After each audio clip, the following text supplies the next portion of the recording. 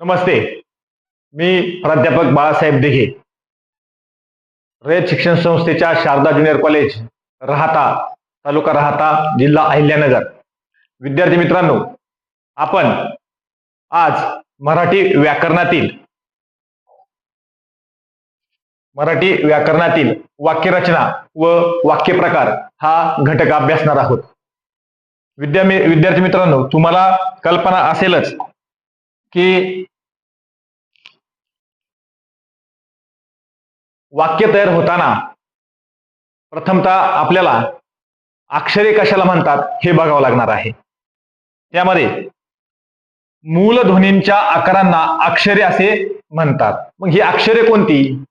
तर आपण स्वर आणि व्यंजने जी अभ्यासलेली आहेत त्यालाच आपण अक्षरे असे म्हणतो. त्याच्यामध्ये अ, आ, इ असेल, क, ख, ग, घ असेल, ही सगळे अक्षरे आहेत. आणि हे जे हे मूलध्वनी आहेत यांनाच आपण अक्षरे असे म्हणतो. आणि ही अक्षरे विशिष्ट क्रमाने येणाऱ्या अक्षरे विशिष्ट क्रमाने आली की त्याला शब्द असे संबोधतो, शब्द असे म्हणतात. आणि हे सगळे शब्द एकत्र करून अर्थपूर्ण शब्द तयार झाल्यानंतर हे अर्थपूर्ण शब्दांच्या समूहाला वाक्य असे म्हणतो. म्हणजे याचा अर्थ आपल्याला वाक्य काय आहे तर अर्थपूर्ण शब्दांच्या समूहाला वाक्य असे म्हणतात, हे आपल्या लक्षात येईल. परीक्षेमध्ये प्रश्न विचारला जाऊ शकतो तुम्हाला. वाक्य कशास म्हणतात, शब्द कशास म्हणतात, मराठी व्याकरणाचे मूलध्वनी कोणते, अक्षरे कशास म्हणतात, अक्षरे म्हणजे काय, अशा प्रकारची व्याख्या तुम्हाला विचारली जाऊ शकते. तुम्हाला तिथं या व्याख्येचा उपयोग होऊ शकतो. आपल्याला पुढच्या घटकाकडे जायचं आहे, ते म्हणजे वाक्य रचना. मराठी व्याकरणामध्ये साधारणतः वाक्यरचना ही अशी असते: कर्ता, कर्म, क्रियापद अशा पद्धतीने वाक्यरचना असते. कर्ता, कर्म, क्रियापद. आता उदाहरणार्थ, मुले चेंडू खेळतात या वाक्यामध्ये आपल्याला कर्ता हा कोण आहे हे कसं ओळखायचं तर वाक्याला प्रश्न विचारायचा: नारी, नारे, नारा. चेंडू कोण खेळतं आहे, नारा आहे, नारी आहे की कोण आहे, त्यावेळी आपल्याला जे उत्तर येईल ते असेल कर्ता. म्हणजे या वाक्यातील कोण खेळतं आहे तर मुले, खेळणारी मुले आहेत तर मुले हा कर्ता आहेत. त्यानंतर आपल्याला ओळखायचं आहे कर्म. कर्म कशास म्हणतात? वाक्याला काय नाही प्रश्न विचारल्यानंतर आपल्याला याचं उत्तर मिळतं. कशाचं उत्तर मिळतं तर कर्माचं उत्तर मिळतं. कर्म कोणतं आहे वाक्यात ते शोधता येतं. मग या वाक्याला मुले काय खेळतात हा ज्यावेळी प्रश्न विचारतो त्यावेळी मुले चेंडू खेळतात तर चेंडू हा हे काय झालं, कर्म आलेलं आहे. राहिला क्रियापद. क्रियापद कशाला म्हणायचं तर क्रियापद वाक्यात क्रिया दर्शवणारा क्रियावाचक शब्द आणि वाक्य पूर्ण करणाराही असावा, त्याला आपण क्रियापद असं म्हणतो. मग या वाक्यामध्ये क्रिया दर्शवणारा शब्द कोणता आहे? खेळ. आणि तोच वाक्य पूर्ण करतात खेळतात, याचा अर्थ क्रियापद आहे खेळतात. अशा पद्धतीने मराठी भाषामध्ये कर्ता, कर्म, क्रियापद अशा पद्धतीची वाक्यरचना असलेली आपल्याला बहुतांश वेळा पाहायला मिळत असते. याच्यानंतर जाणार आहोत आपण पुढच्या टॉपिककडे. तो टॉपिकचा प्रकार आहे वाक्याचे प्रकार. मराठी भाषेमध्ये वाक्याचे प्रकार मुख्यत्वे करून दोन मुख्य प्रकार पडतात. त्यामध्ये आशयावरून आणि भावार्थावरून हा पहिला प्रकार वाक्याचा आहे. त्याच्यामध्ये विधानार्थी वाक्य, प्रश्नार्थी वाक्य आणि उद्गारार्थी वाक्य हे आपल्याला पाहायला मिळतं. त्याच्यानंतर दुसरा जो मुख्य प्रकार आहे तो क्रियापदाच्या रूपावरून आहे. त्याच्यामध्ये चार प्रकार बहुतांश वेळा पडतात. पहिला आहे स्वार्थी वाक्य, आज्ञार्थी वाक्य, विद्यार्थी वाक्य. चौथा आहे संकेतार्थी वाक्य. चला तर मग आपण या एक एक प्रकाराची ओळख आपण करून घेऊयात. त्यामध्ये पहिला जो प्रकार आहे आशयावरून आणि भावार्थावरून जो वाक्याचा प्रकार आहे तो आज आपल्याला अभ्यासायचा आहे आणि त्याची माहिती करून घ्यायची आहे. आशयावरून आणि भावार्थावरून म्हणजेच अर्थावरून पडणारे वाक्य प्रकार. यामध्ये पहिला जो प्रकार आहे तो आहे विधानार्थी वाक्य. पहिला जो प्रकार आहे विधानार्थी वाक्य. ज्या वाक्यात केवळ विधान केलेले असते, केवळ विधान केलेले असते, त्या वाक्याला विधानार्थी वाक्य असे म्हणतात. आता या वाक्याचे वैशिष्ट्य काय आहे? तर या वाक्यामध्ये प्रश्न, आज्ञा आणि भावना नसते. काय नसते? प्रश्न, आज्ञा आणि भावना. याचं उदाहरण आपण बघूयात.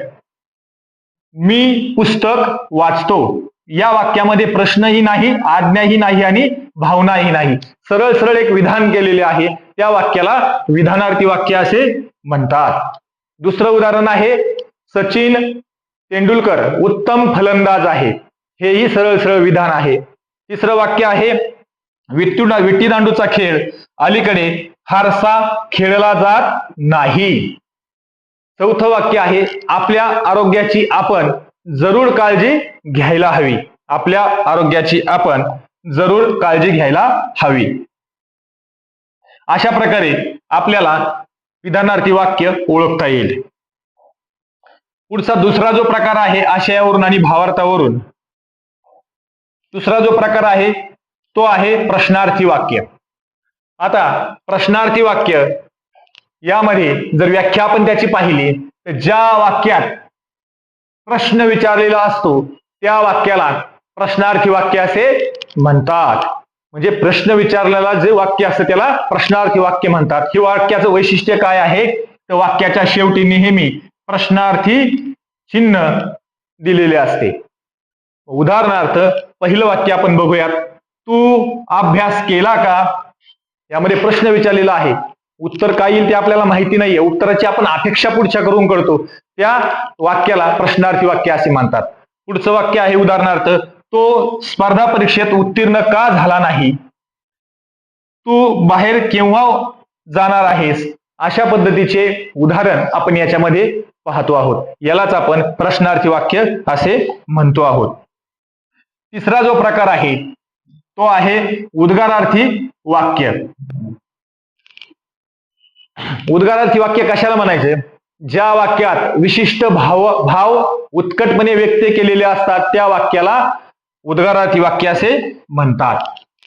विशिष्ट भाव उत्कटपणे व्यक्त केलेल्या वाक्याला उद्गारार्थी वाक्य असे म्हणतात. ते भाव कोणते आहेत? उदाहरणार्थ आश्चर्य, आनंद, दुःख, राग, भय अशा ज्या भावना आहेत ह्या व्यक्त कराव्या लागतात आपल्याला दैनंदिन जीवनामध्ये, आणि त्या व्यक्त करण्याच्या वाक्याला आपण उद्गारार्थी वाक्य असे म्हणत असतो. उद्गारार्थी वाक्यामध्ये आपल्याला नेहमी उद्गारार्थी चिन्ह पाहायला मिळत असतं. त्या वाक्याला आपण उद्गारार्थी वाक्य म्हणून ओळखलं पाहिजे. किंवा परीक्षेमध्ये प्रश्न विचारल्यानंतर त्या वाक्यामध्ये जर उद्गारार्थी चिन्ह असेल तर सरळ सरळ आपल्याला ओळखता आलं पाहिजे की ते उद्गारार्थी वाक्य आहे. याचं आपण उदाहरण बघूयात. किती छान आहे हे फूल. अरे बापरे, इतकी उंच इमारत. वा, छान खेळलास. अशा पद्धतीच्या भावना आपण व्यक्त करत असताना आपल्या भावनांमध्ये चढ उतार वाक्याची होत असते. त्यावेळी आपण उद्गारार्थी वाक्य आहे उच्चारत असतो आणि त्यालाच उद्गारार्थी वाक्य असं म्हणत असतो. आता जाऊयात आपण पुढच्या वाक्य प्रकाराकडे. जो मुख्य प्रकारातला दुसरा प्रकार आहे क्रियापदाच्या रूपावरून वाक्याचे प्रकार. त्यामध्ये पहिला प्रकार जो आहे तो आहे स्वार्थी वाक्य. तो आहे स्वार्थी वाक्य. या वाक्याला स्वार्थी वाक्य का म्हणतात? तर ज्या वाक्यातील क्रियापदाच्या रूपावरून नुसताच काळाचा बोध होत असेल तर त्या वाक्याला स्वार्थी वाक्य असे म्हणतात. हे वाक्य माहिती देणारे असते. हे वाक्य काय असते? माहिती देणारे असते. उदाहरणार्थ, मुले शाळेत गेली, खेळाडू मैदानावर सराव करतात, राधा नाचत असते. अशा प्रकारची माहिती या वाक्यामध्ये आपल्याला स्वार्थी वाक्यामध्ये लक्षात येत असते. दुसरा जो प्रकार आहे क्रियापदाच्या रूपावरून तो आपल्याला बघायचा आहे.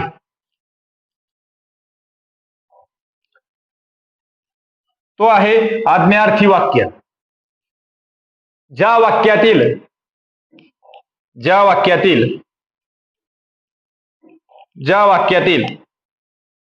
क्रियापदाच्या रूपावरून आज्ञा, आशीर्वाद, प्रार्थना, विनंती, उपदेश आणि सूचना या गोष्टींचा बोध होत असेल तर त्या वाक्याला आज्ञार्थी वाक्य असे म्हणतो. त्याचं उदाहरण जर आपण पाहिलं तर पहिलं वाक्य आहे, ती खिडकी लावून घे, ही आपण आज्ञा करतो. या वाक्यात आपल्याला आज्ञा याचा बोध होतो. तुम्ही नक्की यशस्वी व्हाल, याच्यामध्ये आशीर्वाद आहे किंवा अपेक्षा जरी म्हटलं याला तरी चालेल.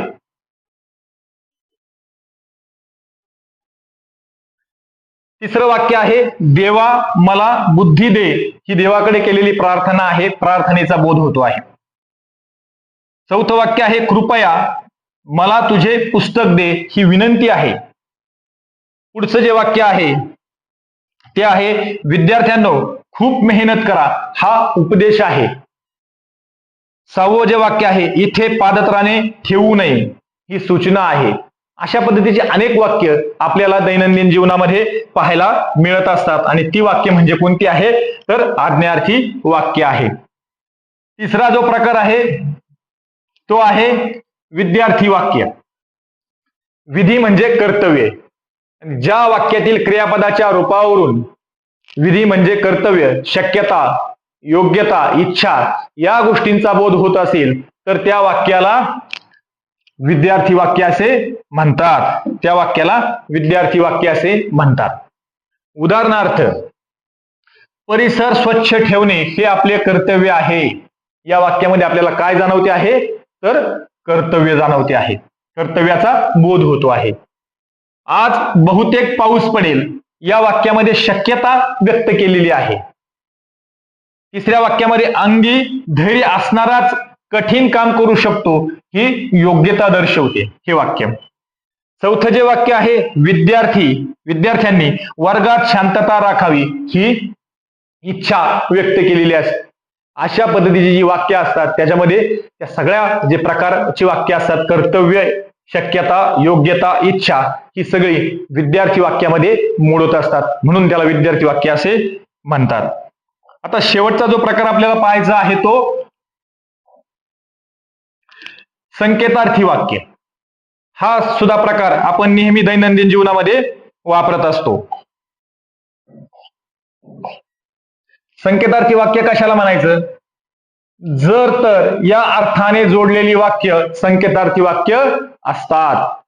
ज्या वाक्यातील क्रियापदाच्या रूपावरून अमुक केले तर अमुक झाले असते असा संकेत किंवा अर्थ निघत असेल तर त्या संकेतार्थी वाक्य असे म्हणतात. त्यातलं पहिलं उदाहरण आपण पाहू. जर पाऊस पडला तर हवेत गारवा निर्माण झाला असता. पुढचं वाक्य आहे, लवकर आलात म्हणजे बागेत फिरायला जाऊ. या ठिकाणी या उदाहरणावरून आपल्याला संकेतार्थी वाक्य काय आहे हे लक्षात येईल. किंवा तिसरं जे वाक्य आहे, पाऊस पाच झालो की पेढे देईल, या वाक्यावरून आपल्याला काहीतरी संकेताचा बोध होतो. या वाक्याला संकेतार्थी वाक्य असे म्हणतात. अशा पद्धतीने विद्यार्थी मित्रांनो, आपण आज या ठिकाणी वाक्य रचना व वाक्याचे विविध प्रकार समजून घेतले. निश्चितच तुम्हाला समजले असतील. स्पर्धा परीक्षेमध्ये याचा चांगला अभ्यास करा. तुम्हाला पुढच्या 10व्या विषयासाठी आणि स्पर्धा परीक्षेसाठी खूप खूप शुभेच्छा.